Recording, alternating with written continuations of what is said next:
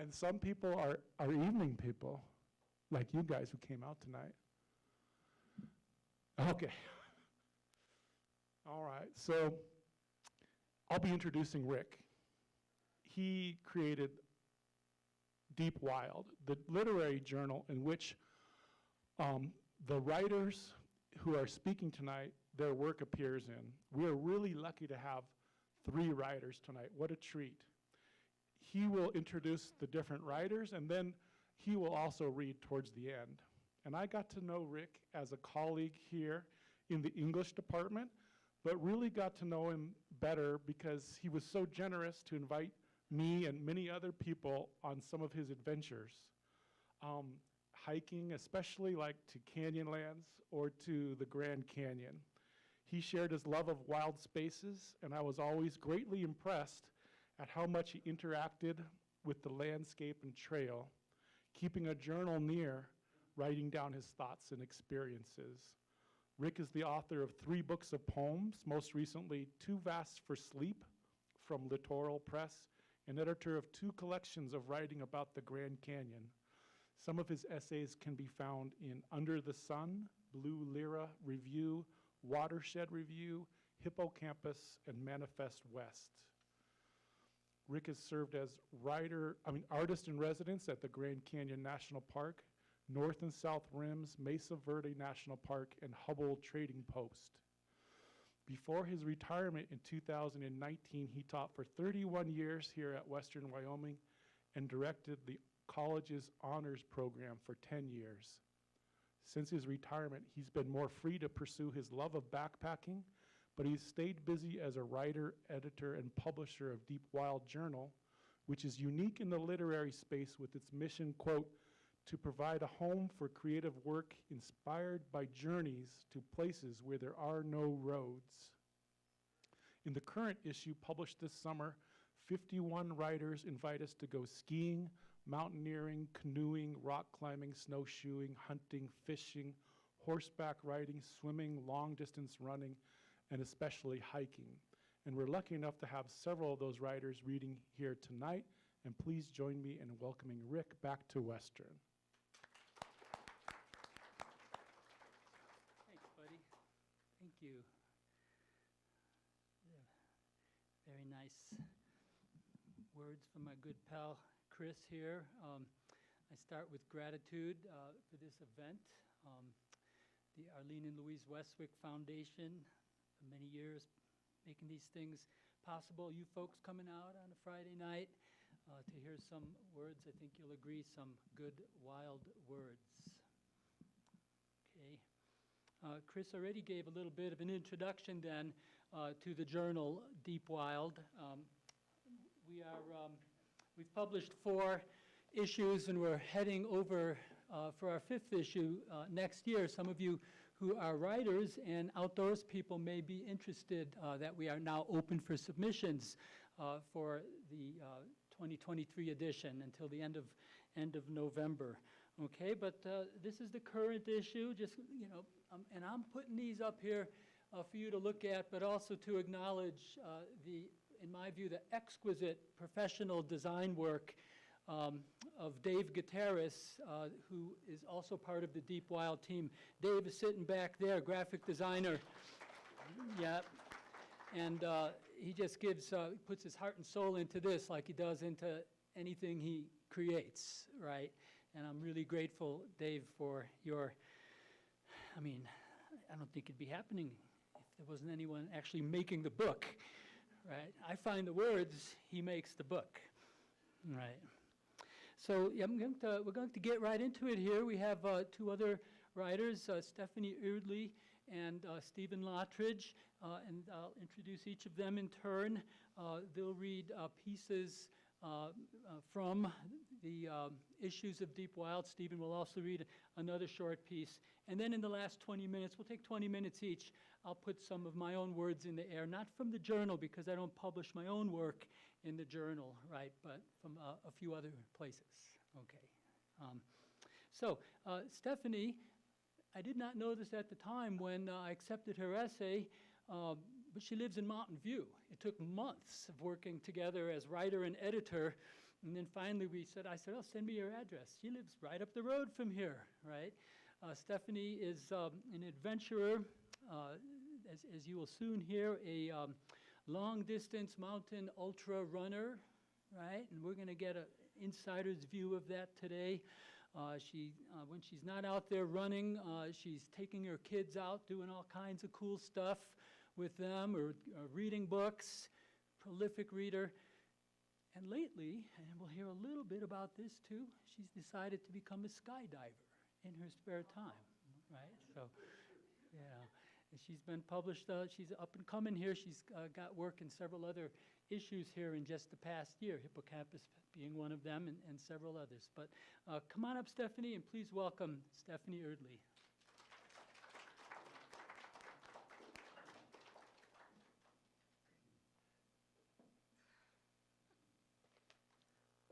Thanks.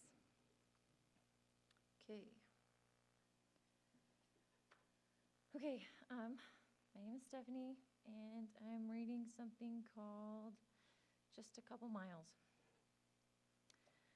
As I run the ridges of my wilderness home, I remember the fragrant solitude of a morning many years ago when my mother introduced me to the smell of elk. We were stealthy shadows searching for a glimpse of calves bedded in the aspen deadfall. I followed in my mother's prints, stretching my legs far and fast to match her stride. As we stepped into a hollow, the air became heavy with scent. "Stop," she whispered. "Do you smell that?" I inhaled deeply, savoring the sweet redolence of musky bluebells and forget-me-nots. That is elk. In ecology, habitat imprinting is how the environments we surround ourselves with when we are younger are those that we gravitate to when we are older. My DNA is filled with the codes of naturalists and nomads. My ancestors rode in the steerage of ships and buried spouses and children as they pulled handcarts across the Midwest, all in search for Zion, and later battled drought and rattlesnakes in their efforts to settle the West. My great-grandpa was a rancher. My grandpa became a wildlife professor, my dad a biologist. Some of my earliest memories are of my dad teaching me scientific names for bedtime stories and pots of bobcat jaws cooking on the stove, with my parents spending hours extracting canines and placing them in little manila envelopes to be studied by the state.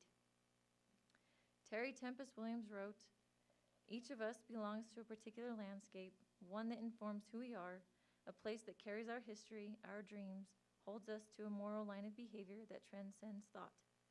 I feel most at home next to trout streams with coyote tracks on the banks, along big game trails in aspen forests, and with pikas huzzing in tailless fields.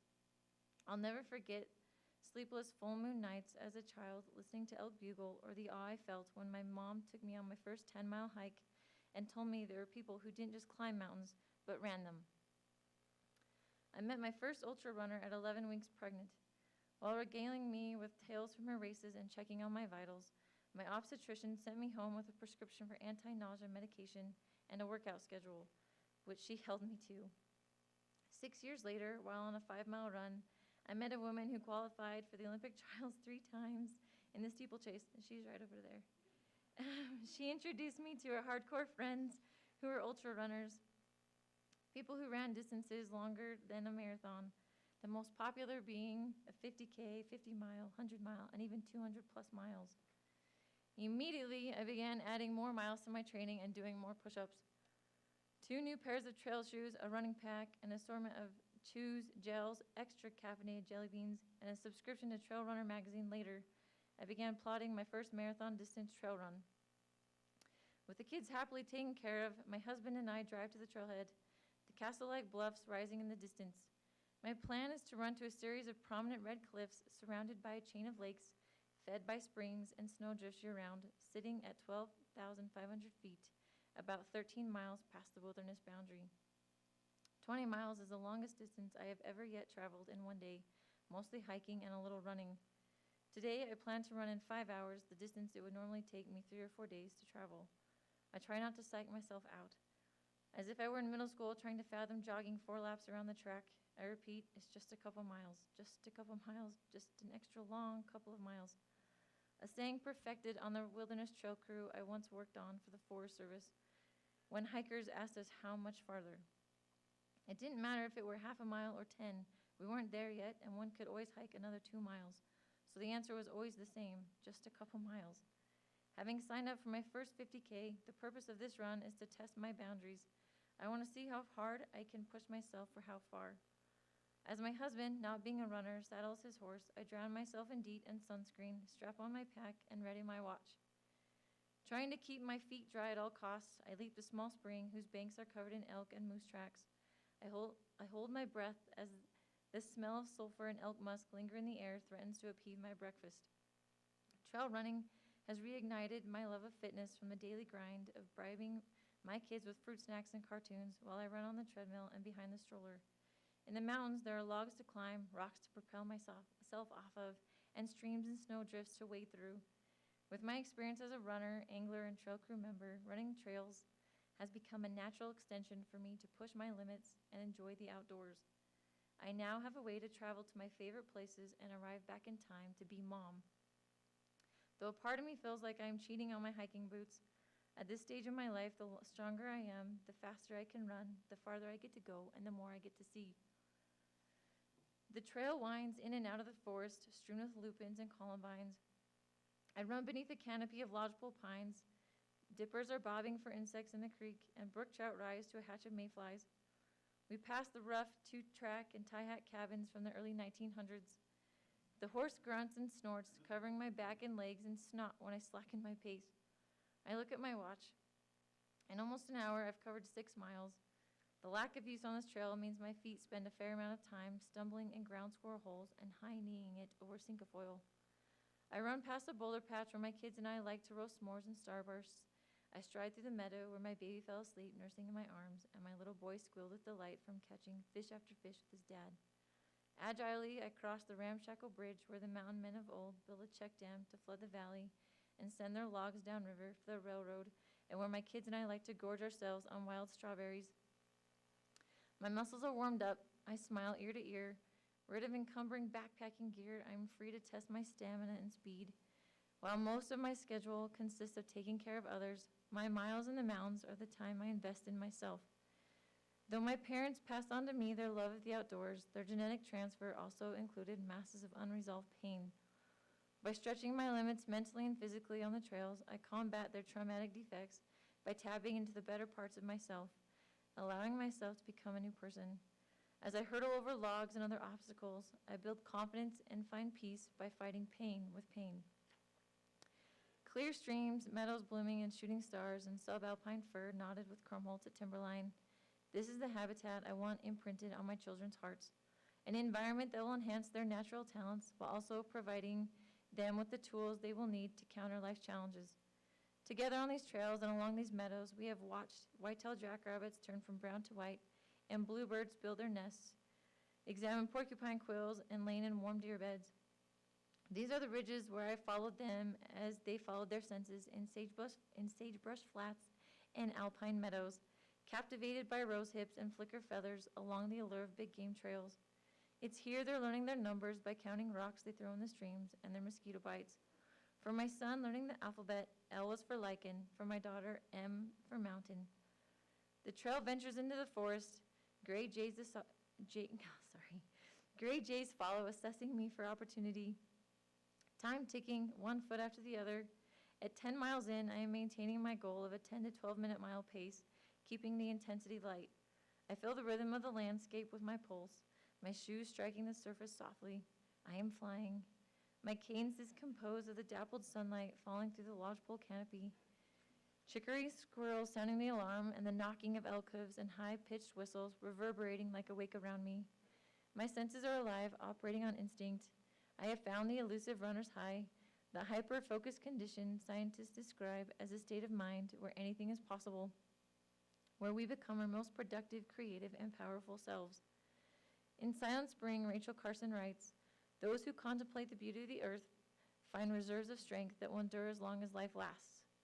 As I vault over a log jam, my husband gives me a thumbs up, and we continue to climb, returning to trails and ridges layered with elk and bear tracks, where weathered signs stand as markers for those who know where to find them. Catching glimpses of antlered bronze bodies in the forest, we trek higher, in and out of meadows, with waves of flax so blue I feel I am running on water. Scurrying up the last of the switchbacks where the cliffs rise above timberline, I am rewarded with another surge of adrenaline. While I am bushwhacking the final stretch, my husband shows his true horsemanship expertise as he weaves the foxtrotter over and through the thick downfall of giant spruce trees. The higher I climb, the further I want to go, and the more my heart is longing to see the peaks and the meadows and the passes I haven't seen since I had kids. I passed the tree with the frown on the trunk where the axe handle broke mid-swing 9 years ago. To get here in 3 hours and 45 minutes is an awesome feat. I have never felt stronger. In genetics, there are certain genes that wait for the right stimulus to come along to be expressed. As I chopped trees off these trails, I always wondered how I'd fare as a mountain runner, and I was certain that after having kids, my prime physical fitness window was over.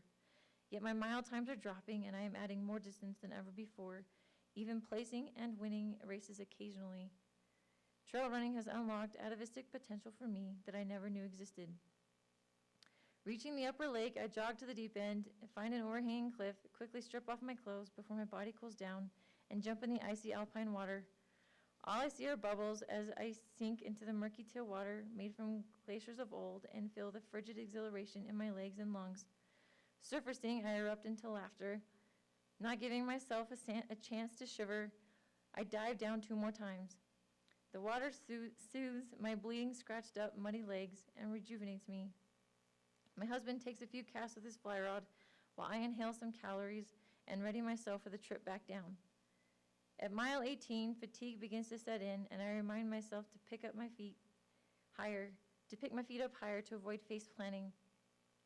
Exhaustion hits heavy in the next 3 miles. I am starting to break. My legs feel like lead. I unzip a pocket to grab a watermelon chew and instead end up with a handful of goldfish crackers that my toddler stuffed in my pack. The Paw Patrol theme song has become an indestructible earworm. A river is flowing down the trail from the thunderstorm 2 days ago, but I no longer have the willpower to hop from rock to rock. Another 10K feels nauseating. I begin to doubt my abilities and to see only my flaws. As a kid, I was always told I was worthless. One of my greatest fears has been that it's true. I know what it's like to hate your own blood, to be rejected and betrayed by those whose codes form your very existence, and to continually battle between different truths and realities. I live life on the edge, waiting for tempers to detonate, maneuvering through mind games, while trying to never be in a room alone. Growing up, I felt suffocated and trapped, so I ran. The rawness of running has often been my litmus test for reality and my source of happiness. I have no doubt that one of the reasons I fell in love with my husband was because his biceps are the size of tree trunks. Now, 14 years of marriage, 2 kids, 600 books, and thousands of miles spent adventuring together, here we are with him eating my extra snacks and joking about how sore his rear end is going to be from the saddle tomorrow. I'm too tired to roll my eyes, so instead I flip him the bird. Despite my efforts to metabolize my childhood trauma and provide the best home for my children, I know that they will still face trials and heartache.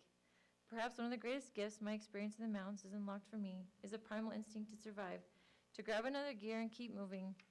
The key to training for an ultramarathon is to slowly and consistently increase stress on your structures by no more than 10% each week. Consequently, preparing for an ultra can take years. In the same way, as we hike, fish, and explore, I lovingly accustom my children to the discomfort that comes from fatigue, rugged terrain, and inclement weather, in hopes of incrementally building the strength of their structures and minds. I hope that by habitually exposing my children to the beauty and inherent stress of the wilderness, by cultivating their confidence and nurturing their curiosity, the talents and gifts embedded within them will be kindled, and they will not be daunted by steep slopes or boulder fields, but instead will use them to propel themselves to greater heights. I hope they will remember to observe the dippers and the smell of elk the way my mother taught me to do back when we were stealthy shadows searching for a glimpse of calves bedded in the deadfall. 24 miles, 3,500 feet of incline in a little over 5 hours. I have never run this far or this long. I have hit the wall. Making my way around the last big meadow, I choose to focus on the memories rooted in the ground beneath my feet, instead of on my watch and my weaknesses.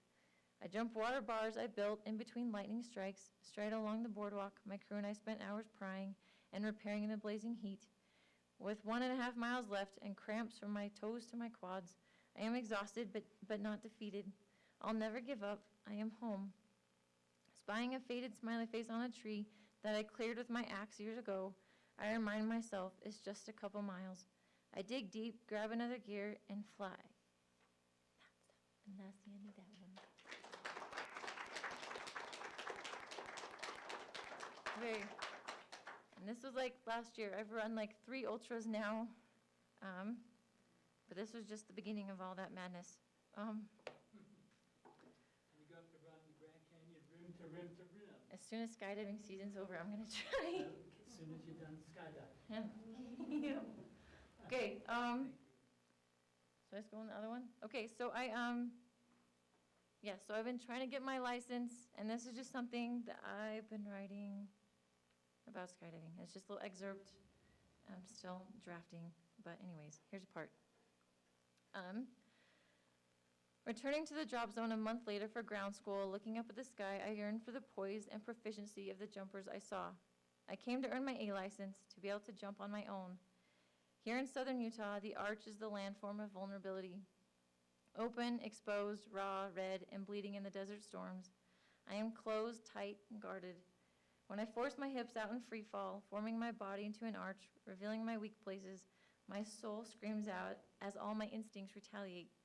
My instructors demonstrate how the lack of stability while airborne can cause twisted canopies, malfunctions, and emergency situations. I'm told that to progress, I need to loosen up, quit overthinking, and have some confidence in my own ability. I am stymied, irrevocably stuck. How am I supposed to do something I've never been able to do, be someone I've never been?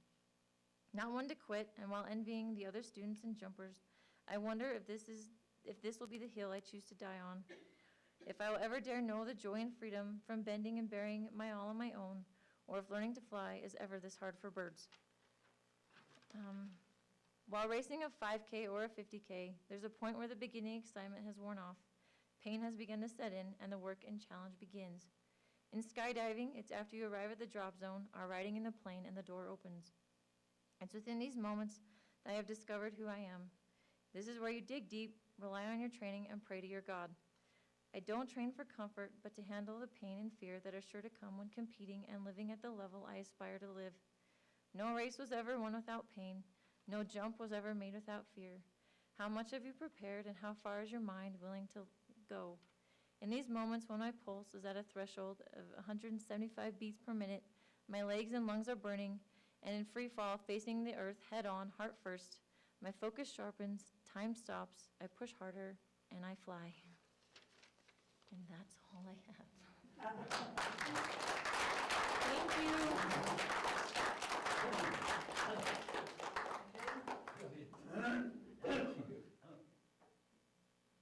All right.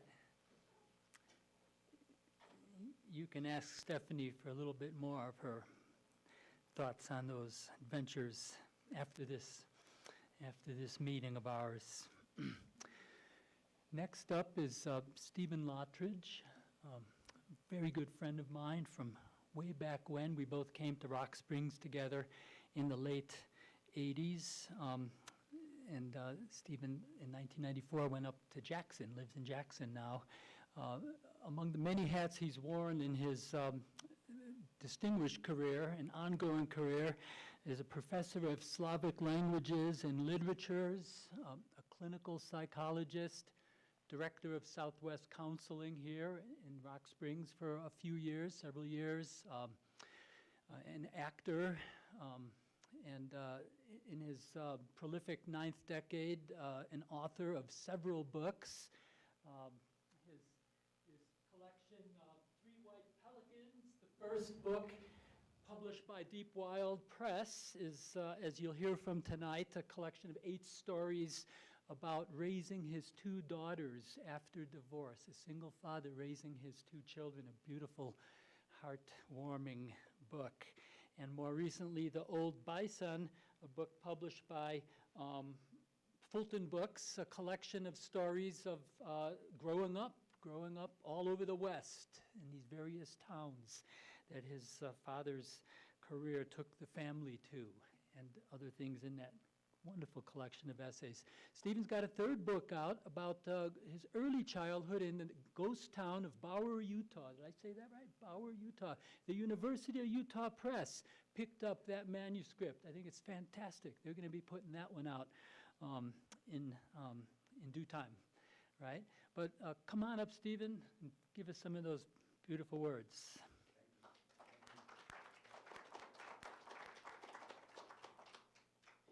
Thank you so much, Rick. Thanks very much. As Rick said, this first story, Three White Pelicans, is the title story of this book, but also appeared in Deep Wild Press, not in the current edition, but in the 2021 edition. So, Three White Pelicans. The high desert of Southwest Wyoming is bleak and unconsoling. Open, barren, dry, and worn, it does not readily offer comfort. No idyllic scenes of rolling leaves, abundant colorful flowers, or gentle rolling hills. No quiet forested paths, no isolated beaches, no sylvan ponds, no refreshing sweetwater springs. Vegetation is low, scrub, and sparse, with the occasional juniper or aspen rising where alkali water seeps close to the surface. But if you look closely and search well, you may find pockets of solace. I knew such a place, or thought I did, from years of poking around the arid countryside looking for something hospitable. And on that day, my young daughters, Stephanie and Deirdre, and I needed a refuge.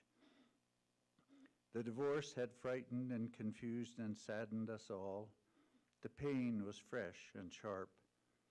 Somehow we couldn't get out of the house, as if we were trapped in our own misery. As the day wore on, the girls, Deirdre in her pink dress and shiny black shoes, Stephanie in her shirt, jeans, and tennis shoes, alternately screamed, hit each other, squabbled, quarreled, then banded together, huddled anxiously. I separated them, yelled, offered bribes and toys, threatened, gave it up. I wanted to offer some balm, but found no resource in myself. I rattled around the house purposelessly, room to room, as tension jolted through the space and a mute anguish infiltrated every corner. Baffled, I stopped before the back windows, which I had passed a score of times in the last hour. The slanting afternoon sun glinted on the blue metal swing set, and a swift breeze shook the thin leaves of the Russian olive tree in the parched lawn. I stood, and a boyhood memory popped inside me, a memory of what had saved me as my parents fought silently toward dissolution. I strode into the living room. "We're going camping," I commanded. They jumped and heeded. This was not a planned outing, as our excursions usually were. At that moment, we were fleeing. I knew that the great teachings of human history instruct us not to rely on our environment for our happiness. But we were human, and we wanted to escape outdoors. We loaded the car in a frenzy, exhilarated to be setting out, looking forward with no plan, but on the move. I flung the tent, sleeping bag, pads, Coleman stove, and some warm clothes into the back. The girls dragged out sweaters, blankets, and their favorite pillows. I jammed in a cooler and the old utensil chest, and we flurried off. Quick stop for gas and ice, another to pick up milk, water, cold cuts, bread, camping, mayo, mustard, fruit, carrots, cereal, juice, coffee, and cocoa. Not camping fare, but good enough. No toiletries, just toilet paper. We hit the interstate west with coal trains rumbling and semis blasting past, crossed the Green River where Powell started his long exploration of the Grand Canyon, turned right at the top of a long rise, and headed north on a two-lane. The girls had quieted, inquisitive and ready for adventure. I had a vague map in my mind of one specific dirt road that would take us back down toward the river. I kept an eye out for it, energized to be underway and uncertain where. Miles along, just as I was thinking I had missed it, we dropped down a steep slope and there it branched, exactly as my memory held it. A quick brake, a crank of the wheel, and a thick dust plume flying out in the southwest wind marked our passage until we veered right onto a faint hillocky track in the coarse grass that wove through willows and cottonwoods and bounced us to the end of an obscure peninsula. Rolling to a slow stop, I cut the engine and we tumbled out. Stretching, we heard the sound of nothing. No machines, few reminders of human passage besides ourselves. The wind scoured the earth, the grass was sparse and crackly, the sage was prickly, and the cottonwoods twisted and gnarled. But it was as if, in leaving the house, we had come home. The river rippled, swift and even, with a slight susurrus as it swirled through the low grass on the bank. We stood in silence for some time, breathing in the clean air. The faint, slightly acrid smell of the willows, the odor of river mud and vegetation, and the scent of crushed sage cleared our heads. Small birds flitted, their quick song sharp and sweet. Ground squirrels darted and dove. Tentatively, quietly, companionably, the girls began to explore, calling softly to each other to look at this or that, exclaiming. They wandered together slowly, one blonde head and one brown, hair aflutter, bobbing here and there. My body eased, my eyes sharpened, and my ears attuned. My muscles relaxed and came easily alive as I stretched to unpack the gear and pitch camp. The smell and touch of outdoor equipment, mine since childhood, gladdened me. I worked steadily, skillfully. The wind eased as the afternoon drew into evening, leaving a barely audible rustle in the cottonwoods. My tasks done, I joined the girls in walking the land, with no human sounds but our footfalls and our occasional low voices. We meandered the low peninsula, holding hands, then not. Frogs in the backwater accompanying the crunch of our footfalls. In time, hunger claimed its own, and we ambled back to camp. Supper was sandwiches, carrots and juice, the tin plates and cups set out on a torn camp blanket covering a patch of lumpy ground. We sat cross-legged, side by side. Some ants joined us, and we shared our food with them. We commented on this and that as we slowly ate. Finally, we cleaned up and stowed the food, then came back to the blanket. At the girls' request, I told stories of camping with my family when I was a boy their age, as my parents had told stories to me. We quietly sang a song or two, tunes I had taught them, as the desert sunset spread out across the sky and lit the distant buttes with pastel fire. We lay back on the blanket as the stars made their entrance, starlight, star bright. We gazed long, silently, wrapped in our own wishes.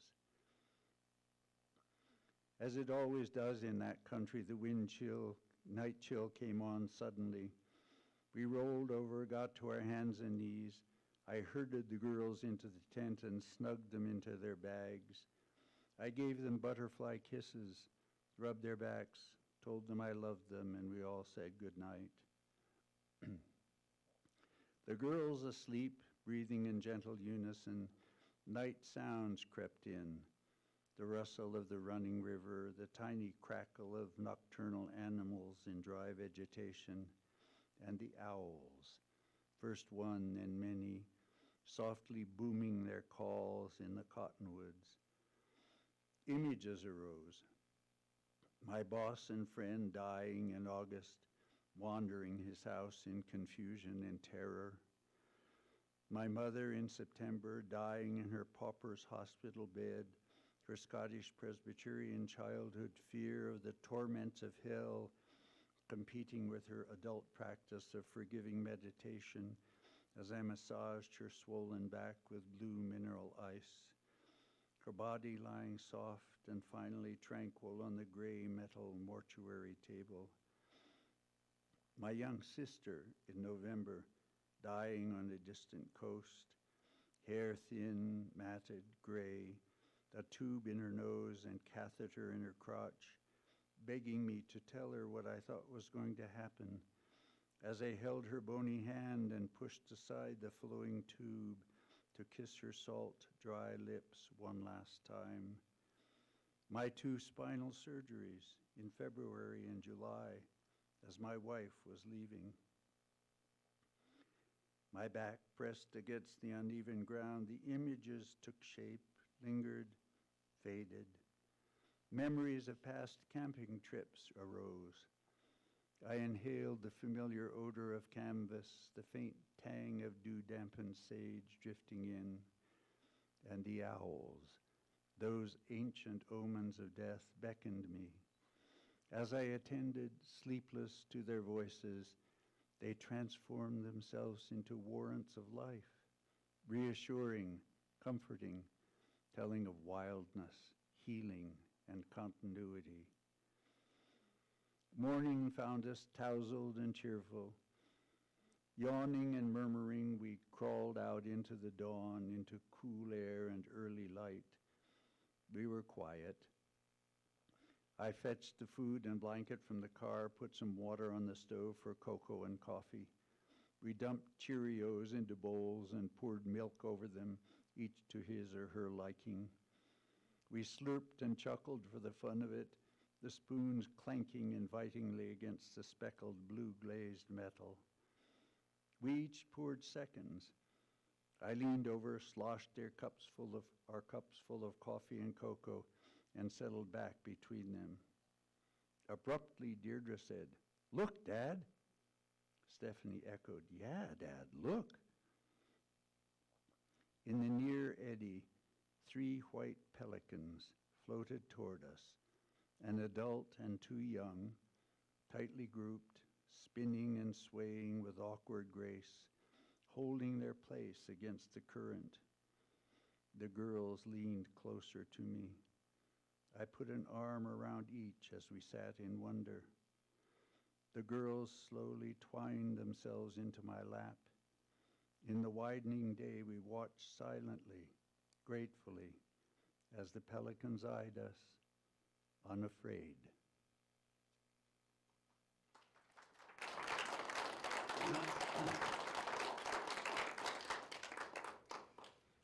Thank you. Thank you.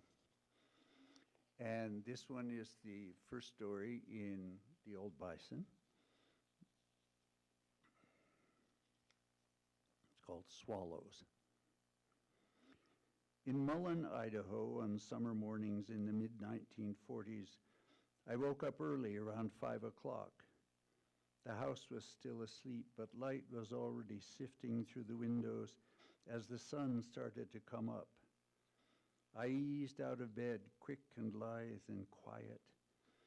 In my pajama bottoms and bare feet, I padded into the kitchen.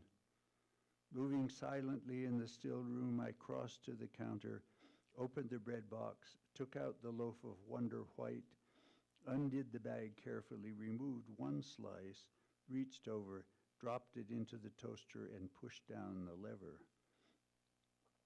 I closed the wrapping back up and returned the loaf to the box. Then I leaned over to the refrigerator, opened it, and took out the oleo. We did not have butter. This was during World War II, and butter was rationed. Turned back to the counter, reached down, opened the utensil drawer noiselessly, lifted out a table knife and slowly closed the drawer. When the toast popped up, I waited a quick moment to make sure the sound had not wakened my parents in the next room. Reassured, I oleoed the hot toast, smoothing the melt out to all the corners and sides and letting it puddle a little in the middle. Then I softly laid the knife down on the counter, pivoted, and headed to the back door, my bare feet inaudible on the linoleum as I moved, a slice of toast flat on the palm of one hand as the other carefully opened the door to the back entry. Once through, I closed the door behind me as gently as I had opened it, then flowed along the entryway and repeated the procedure with the back door. Outside, I stepped across the rough pine planking of the short covered porch, past the entrance to the doghouse with its musty smell of old burlap and well-gnawed bones, over a short patch of dark, dirty gravel and onto the dewy grass. I walked a few paces farther and angled to face the west wall, where the birdhouse my father and I had built under the eaves. I stood, the early air cooling my naked back, the first sun warming my thin shoulders, the dew chilling my bare feet. I could smell the grass, the night's fertile dampness, the musky odor of the compost pile. I could see the morning glories opening, the high hollyhocks stately along the fence, the first blush on the tomatoes. I could just hear the faint susurrus of water gliding down the flume behind the house. I took a slow bite and tasted the dripping oleoed toast, sweet and salty and soft in my mouth. And I heard the quick, sharp calls of the adult swallows as they swooped and swerved, veering to pick off flying mosquitoes and gnats and midges in midair. With beaks so replete, I could sometimes see bits of leg and antenna fuzzing their edges. The adults sliced full speed toward the hole in front of the house and, braking to a sudden stop, they alighted on the peg that served as a perch just outside and beneath the hole, stretched in, and emptied their beaks into the eager maws of their nestlings. I could make out the tiny gaping gullets from where I stood, and I could hear the demanding cheeps of the young. Then back the adults would go, they too calling in sharp, short cries, their teal-blue iridescence flashing in the early light as they culled the fresh morning air for food, whipping and tilting and canting over my head. Those mornings were bliss. The day was young, I was young, all nature was alive, all my senses were attuned and serenely attentive. I stood alone, enveloped in a world I loved and understood, a world that let me be there just as I was. None of my family was awake and with me, wanting to be me to be someone else, or even talk about it. I never spoke about those mornings to anyone, ever. They were mine. In fact, I don't believe I even thought while I was out there. I just existed together with all creation. I must have been 8 or 9 then. And now I am more than 70 years older. So much water over the dam, under the bridge, down the flume that has long since dried and gone. Such experiences of sheer being, too, have gone. Even in the purest moments now, when they are rare, I am aware of my gratitude for them, as I was not aware then, as I did not have to be aware then. Simple gratitude, unexpressed, unformulated, inhered in my joy. Bliss included gratitude simply because it was bliss. Now again, these many years later, I watch swallows. In Jackson, Wyoming, on summer evenings in the 2020s, I go out onto the back deck of my house at sunset. I live alone now, so being quiet is needless. Yet I am quiet. I silently heat water in a tea kettle, move slowly to the cupboard, fumble out a tea bag, and turning back to the stove, drop it in a large cup. When the steam begins to whistle, I lift the kettle, hold the string of the bag, pour water into the cup, replace the kettle, and stand patiently while the tea begins to steep. I pick up the cup in one hand and, carrying it uncertainly, make my way across the linoleum, around the sharp-edged counter to the glass door. I open it carefully with the other hand, step out onto the rough boarding of the deck, and slide the door to as gently as I opened it. The last rays of the setting sun lie warm on my face. The evening air drifts cool around my bare feet in their sandals. I hear birds calling. I smell the grass and the last blooms of the old lilac. I stand for a moment, taking it in, and then sit quietly down on an unsteady plastic deck chair I have padded with a ragged, worn towel. I lift the chipped cup and take a first sip of the savory tea, redolent of chamomile and lavender. I look up and see swallows darting and weaving across the darkening sky, gathering food for their nestlings. It is the same but different. Constant pain rides through my body. I am aware of my whole history filled with mistakes and regrets and sorrows. If I take a moment to listen, other sounds drift in, cars, airplanes, lawnmowers sometimes, trucks on the highway across the valley, all the blights of the internal combustion engine. And yet, I live together with the sunset, the clouds, the grass, the trees, and the magic tracery of the swallows in flight. The swallows do not nest in the flimsy birdhouse behind me. They do not nest at my house at all. But they catch insects over it and fling their sharp chirps as they do. I consciously marvel at their skill. I marvel at the beauty of the sunset. I marvel at the whole creation of the world around me. I marvel at the universe as the first stars blink into view. And most of all, I am consciously grateful for the moment, for all that it holds, and for whatever fate allows me to be here to experience it. It is an old man's bliss, impure, alloyed, compromised, but bliss all the same. The good morning bliss of a young boy become the good night bliss of an old man.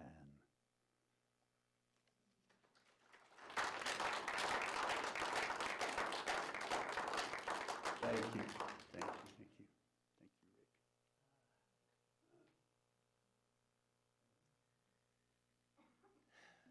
Wow. How delicate and beautiful. Thank you. It's the second time I've heard it here. We're on a little tour here, and it's just beautiful to hear. As you saw earlier, I think Stephen's two books that he was reading from are there, steeply discounted, I might add. You might come on up and check them out afterwards. So I'll put a few of my own words out here for you in this last 15 or so minutes. I'll start in wild places, befitting the deep wild theme, and then I'll take us on the College Hill here for the last part of it with a few poems from this latest book. But I've got a collection of short pieces about just stuff that came to my mind as I walked the trails for the last 50 or so years with the little notebook in my pocket, and I pull stuff out and write stuff down, and it's shaping up, right? And here's a couple of pieces. They both kind of start on the Colorado Plateau, but they also kind of come home here, as you'll see. This one's called Let it be. Once, I filched a corn cob from a cave in the Clear Creek drainage in Grand Canyon. I was sheltering there in a winter storm and brooding on my bad fortune, the breakup after 5 years of a relationship. And there it was, tucked in the angle in the back of an overhang where the rock sloped down to meet the earth.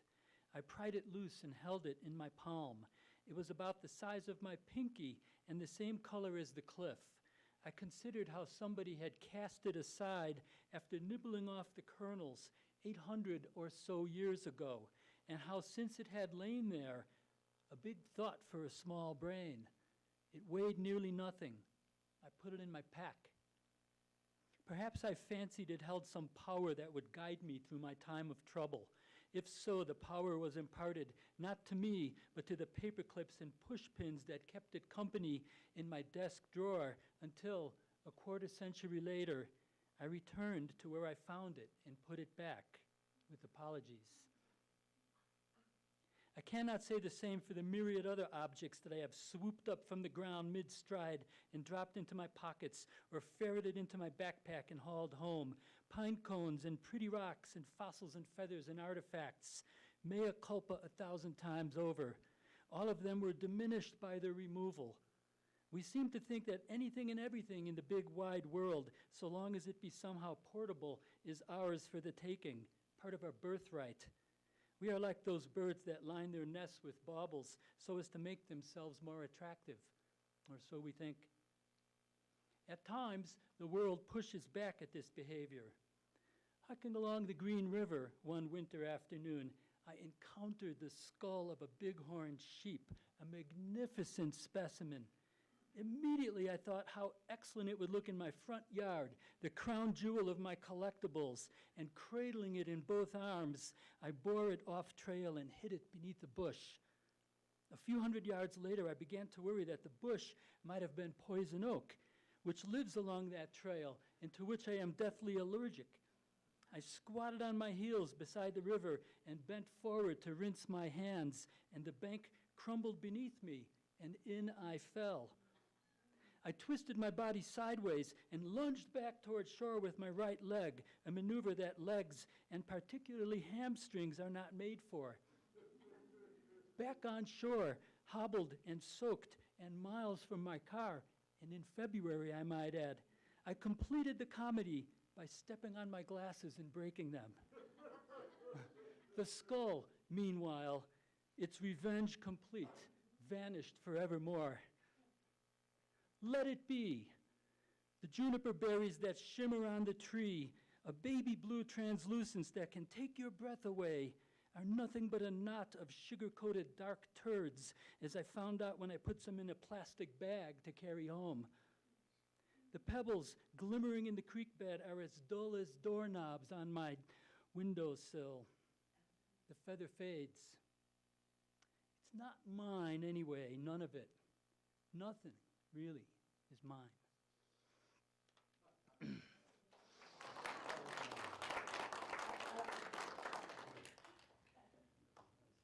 just so we don't think backpacking is this super permanently idyllic experience, here's one called The House of Pain.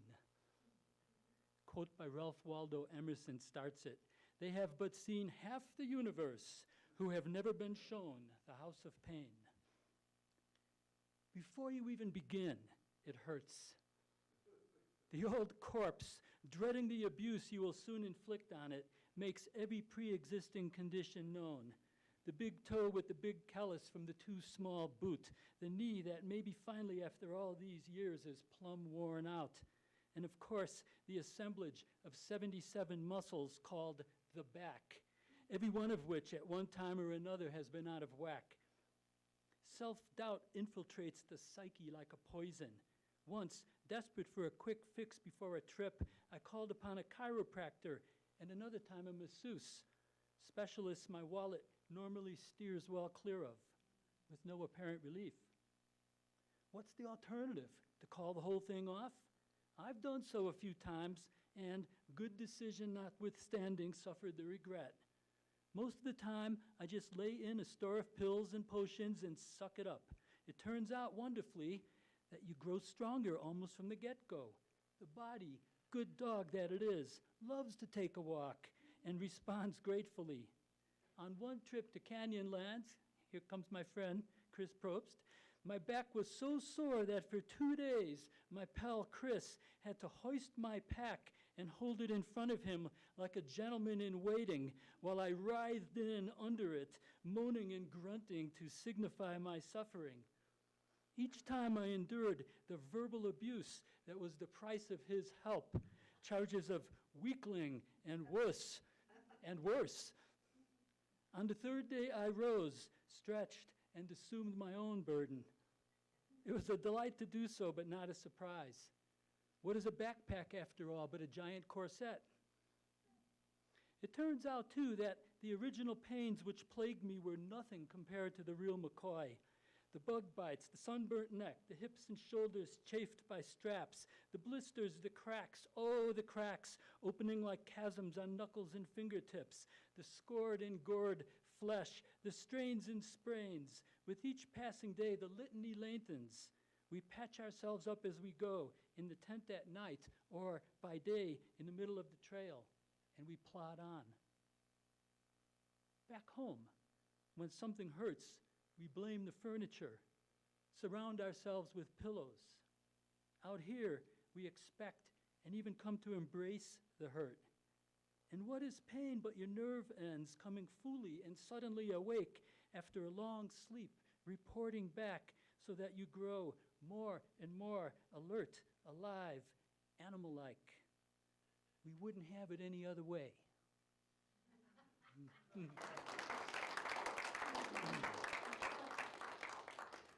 house of pain.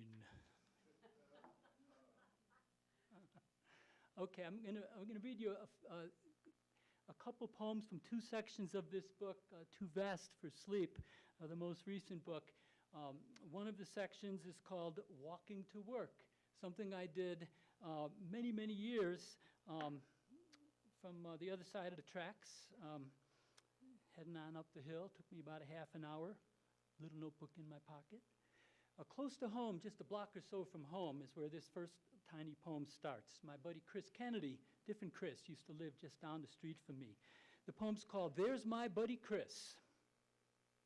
There's my buddy Chris, huddled in his woolen nightshirt in the corner of his picture window, warming himself by the radiator, idly staring at the diesels idling out in the railroad yard. I give him the peace symbol. He flips me off. I flip him off, and he gives me the peace symbol. We have been doing this for years.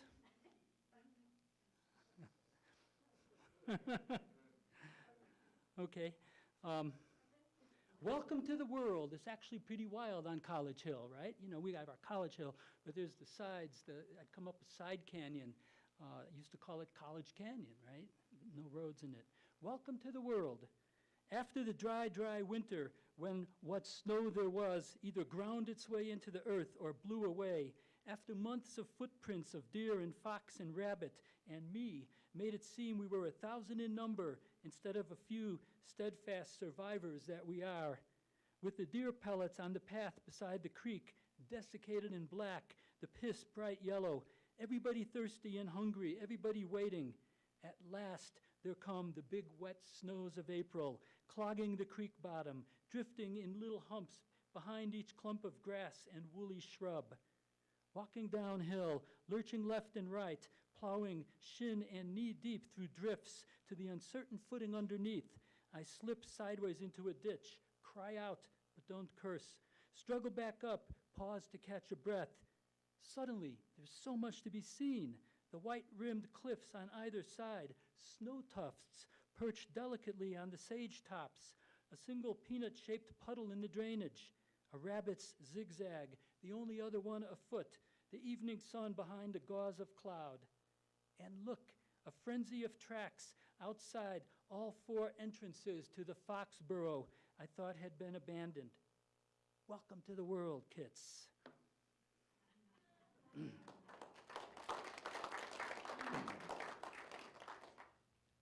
Getting up to the top here by the college, on the slope below the road cut. On the slope below the road cut, a potato sack is hanging limply from a sage clump.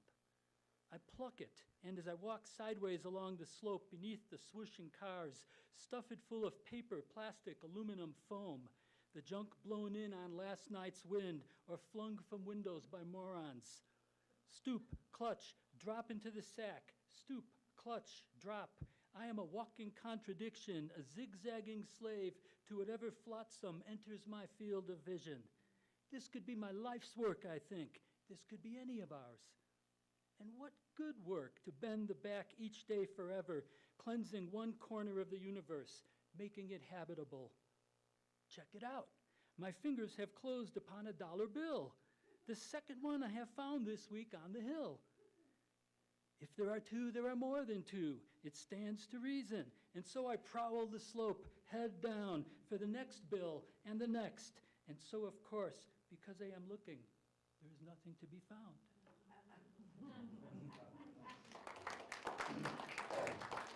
All right, let's get into the classroom. The last section of this book is called Once My Students and I Were Laughing.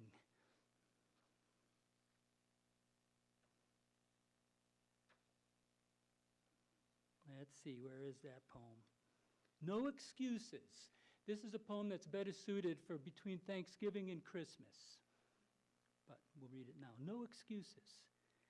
This is that time of year when hard drives turn malevolent, loved ones drop dead, diseases rampage through the dorms, and essays come due. No excuses, I intone, but excuses come anyway, jagged writing on my door, voices cracking on the phone, angst in the halls. Amidst this barrage, Dan arrives, the kid who, with his quick mind and bright, attentive eyes, was one of my favorites until he disappeared. He glides into my office, sits facing me, says, I blew it.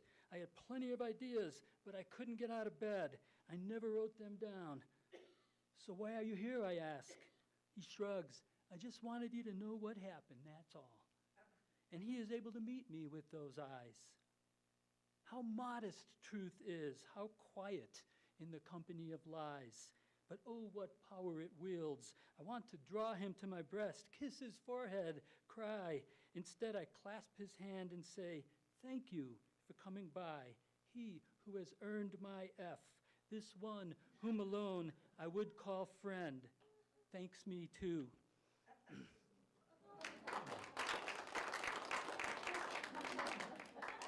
My student calls me Hun.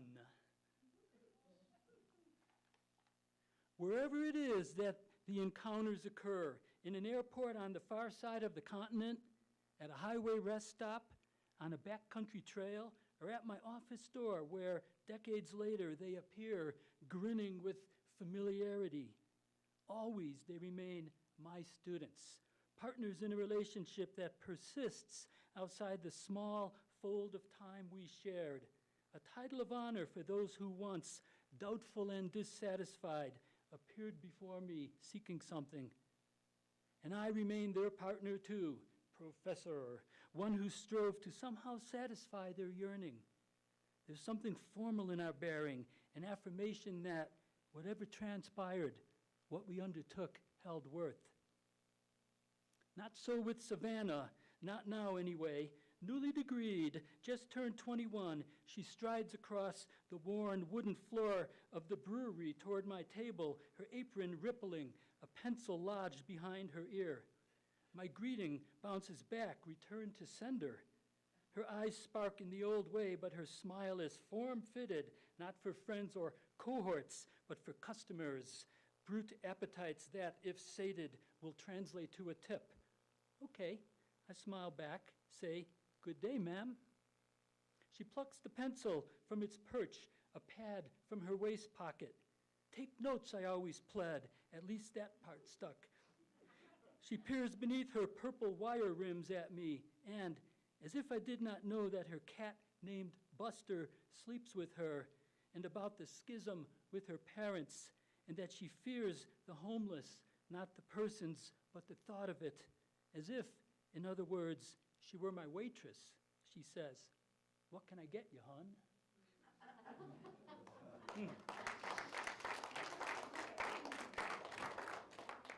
Let's go from the brewery to the bar. Of essays and 8-ball. She chalks her cue and swaggers toward me. Look hard, she says. Do you remember me? Yeah, sure, you were in my class. When was it, 8, 10 years ago? 1994. Forgive me, I say, you'll have to help me with your name. Leona, of course. How good it must feel to kick my ass, killing me slowly, the way I did you when I kept your essays too long, trying to justify a C- or groping for words to dull the anvil blow of a D. Funny how when all else fades, a grade persists like a bad tattoo. She hunkers down, nails a combo, takes a swig, and, grinning, sidles up to my elbow. So what did you think of my last paper? Well, wasn't that a kick-ass title page? Ah, yes, I remember. How the words in thick 3D script arced across the top that perfectly centered, bright red picture of a syringe. I am telling you that was the best damn title page I've ever seen, and trust me, I've seen a lot, I say. And we touch our bottles, together to honor the sentence fragment and the scratch shot, the cue ball that soars into a knot of drunks, and the prose that falls flat, the 8-ball that threads the needle, kisses the cushion, and glides smoothly home, and title pages that stand the test of time.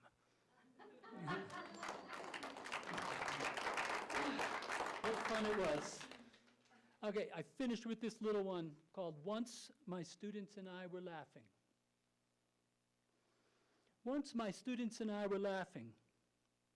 What we were laughing about I can't recall, or when, or where, or even who we were, only that we were overcome with such mirth that I shut my book and fell into a chair beside them and took off my glasses and rubbed my eyes, and our laughter rolled like a glad tide back and forth off the walls for a long time. We were free from the law of gravitas that clamps jaws and creases brows, and that was the best class we ever had. There you go. All right, well, that's me, folks. Thank you for the whole evening of your attentive and appreciative audience here, hearing from Stephen and Stephanie. Thanks to you guys for your wonderful work once more. Work from Deep Wild Journal. There's copies of Deep Wild up there, the current and past issues, as well as copies of Stephen's book and some copies of mine, all at discounted prices. We're just happy to hang out and chat with you and to visit. There's chocolate chip cookies here from Janice. I'm about to have one myself. Janice, the cookie bringer. Okay. Chris, you want to have open questions for a minute or just mingle? What would you like? Oh, yeah. If you guys have questions for any of the writers, let us hear them, and we can direct them to whoever we need to. Well, I have something for Stephanie. I would like to hear, hearing some of the ones who are looking back on time. I'd like to, if you kept writing, it'd be interesting to see how you look at life as you get older. I think that would be interesting to see the transition, as you go along through life. I hope you keep writing and you're able to look back on, to see how that's changed and how you reflect. Him as an older, now would be really interesting. We'll see how it goes. Yeah, that's a very nice comment. Thank you. Yeah, the voice is as fresh as ever. I mean, to me, Stephanie's words is striking the common chord every bit as much as Stephen's do, right? You're out there running, breathing, living, and all this stuff going through your head, what you want for your children, all of that. Yeah, and how will it continue? Yeah. So if people do have questions, All right, it's got to be mic'd up to be Yeah. streamed, but Yeah. so we might have missed that. The people in Wisconsin and New Guinea missed that. Who are listening to our stream. Sorry. So, I can say it again. how, we could hear it again, and Stephanie can think more about her answer. Well, this wasn't really a question. I was just saying that I would hope that Stephanie keeps on and hearing how, over time, as she gets older, reflects. I've seen some.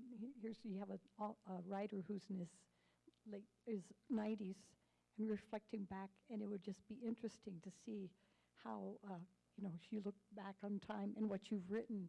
That would be really interesting. I wish I was still around at that age. He's not in his 90s yet. Ninth decade. Now, Stephanie, did you think about your answer to that? I think I have a better one. I don't know. I've been writing since I've been getting stuff published since I was in like 6th grade. So I could write more if my toddler would sleep like through the night. Like that would be good. Like that would help me on my proficiency stuff. But I hope to. I plan to. Writing is the thing that sort of helps me, I guess, understand what's going on, and it's sort of like a weird thing, like this running and this skydiving and just life. Writing gives me an opportunity to sort of analyze and understand like what really happened and what's going on. Like writing's the way I think, so I hope so, unless I crash and my canopy doesn't open. I don't know, that could happen too. And Rick, do you remember what you said to that? It was very profound. You said something like, Oh, my goodness. I said that, yeah, I was remarking that Stephanie's words, you making the comparison of youth versus older age, I think they both strike the same chord of truth, that what makes us come out and enjoy and love words, reading, writing, and listening. so we did a little bit of time travel there. Is there some other questions for different writers? I'm not saying for any writer. We could ask more questions of Stephanie again if we wanted to. My question's for Stephen. Your writing is very reflective, and I was just curious when you started writing, and it's so vivid of your childhood memories. So I just wondered, did you write when you were younger, or it's all clear in your mind?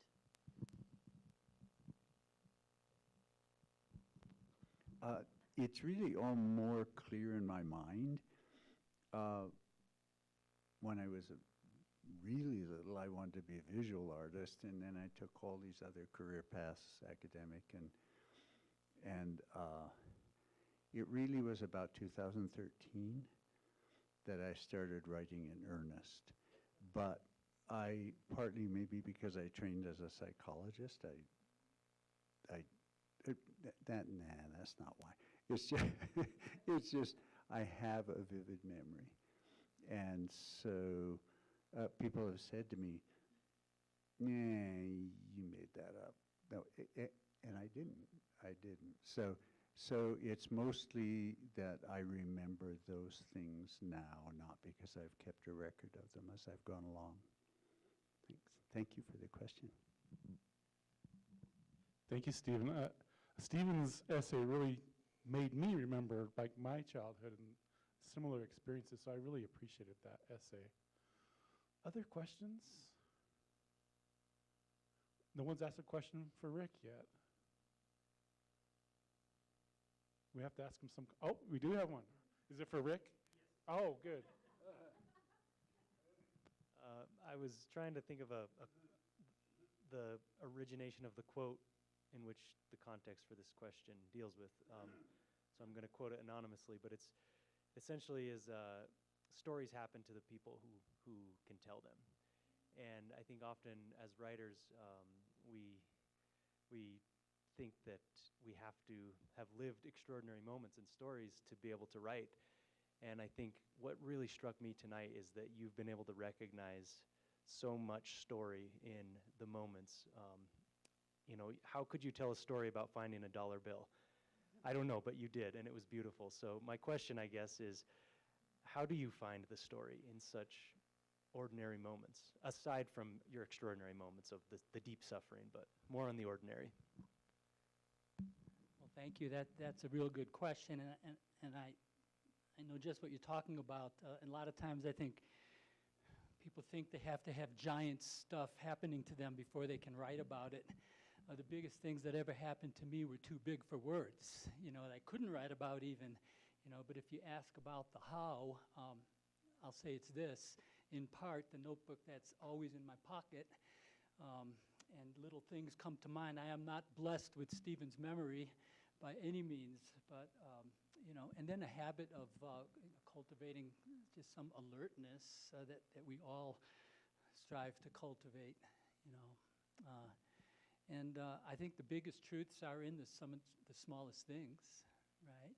I'm sure you'd agree, bunch of people sitting around a room laughing, right? Like that last poem, or the ex-student as my waitress, Out of these small stories, I think, come entertainment and some depth, for all of us, any of us. We all have these stories. Yeah. Thanks for asking. Mm-hmm. Yes, great.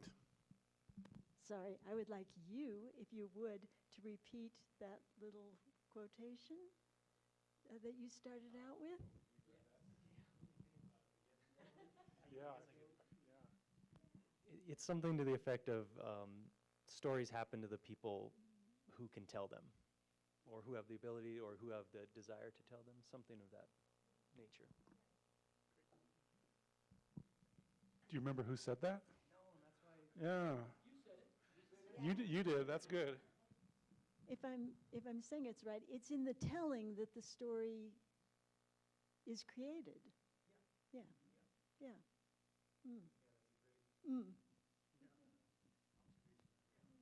Well, what a lot of great questions tonight. That's really wonderful, and it's a nice way to end the reading tonight. Please come up and grab a cookie or two, a book or two, and let's give our readers and our writers one more round of applause before we go. Thank you. And thanks for our videographer and our streamer and who came early and helped make this go out across the world. Yeah. Yes. Thank you, Erik. Thank you, Erik Hamm.